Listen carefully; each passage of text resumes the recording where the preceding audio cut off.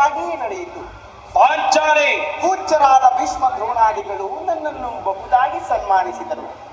ಸ್ವಯಂ ಧೃತರಾಷ್ಟ್ರನೇ ರಾಜ್ಯಸಭೆಗೆ ಸ್ವಾಗತಿಸಿ ವಿಧ ವಿಧವಾಗಿ ಉಪಚರಿಸಿದನಯ್ಯ. ಸಂಧಿಯ ವಿಚಾರವೂ ನಡೆಯಿತು. ಓಹೋ, ನಡೆಯಿತು ಧರ್ಮನಂದನ. ಪಾಂಚಾಲಿ, ನಿನ್ನ ನಾನು ಹೊರಡುವೆನು.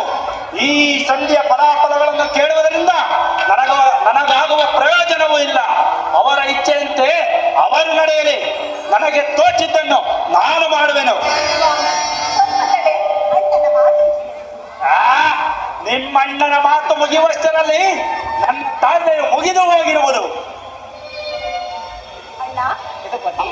ಸಭೆಯಲ್ಲೇನು ನಡೆಯಿತು? ಎಲ್ಲವೂ ತಕ್ಕ ರೀತಿಯಲ್ಲಿ ನಡೆಯಿತು. ನಾನು ನಿರೀಕ್ಷಿಸಿದಂತೆಯೇ ನಡೆಯಿತು. ನಾನಿನ್ನು ತಡೆಯಲಾರೆ ರುಕ್ಮಿಣೀಪತಿ.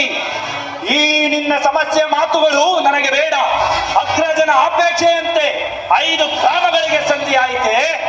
ಭೀಮಸೇನ, ನಾನು ಹೋಗಿದ್ದಿದ್ದು ಅದಕ್ಕಾಗಿಯೇ ಅಲ್ಲವೇ? ಕೃಷ್ಣ, ಈ ದುರ್ವಾರ್ತೆಯನ್ನು ಕೇಳಬೇಕೆಂಬುದು ನಿನ್ನ ಇಚ್ಛೆಯಾಗಿತ್ತು. ಅದನ್ನು ಸಾಧಿಸಿದೆ.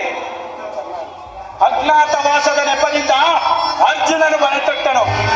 ಈ ಸಂಧ್ಯಾ ನೆಪದಲ್ಲಿ ನಮ್ಮೆಲ್ಲರಿಗೂ ಬಳೆಯನ್ನು ತೊಡಿಸಲು ಹವಣಿಸುತ್ತಿರುವೆಯ ಯಾದವಾಗ್ರಣಿ, ಈ ಪಾಂಡುಪುತ್ರರ ಮೇಲೆ ನಿನಗಿಷ್ಟೊಂದು ಆಕ್ರೋಶವೇಕೆ? ಭೀಮಸೇನ, ನಿನಗಿಷ್ಟೊಂದು ಅಸಹನೆ ಏಕೆ? ಸ್ವಲ್ಪ ಸಮಾಧಾನದಿಂದ ಎಲ್ಲವನ್ನೂ ಕೇಳು. ಇದು ನಿನಗೆ ಹೆಚ್ಚಿಗೆ ಸಂಬಂಧಿಸಿದ ವಿಷಯವೆಂದು ನಾನು ಹೇಳಲಿಲ್ಲವೇ? ಈ ಸ್ವಾಭಿಮಾನ ಶೂನ್ಯವಾದ ಸಂಧಾನದೊಡನೆ ಈ ಪ್ರಚಂಡ ಭೀಮನಿಗೆ ಅದೆಂತ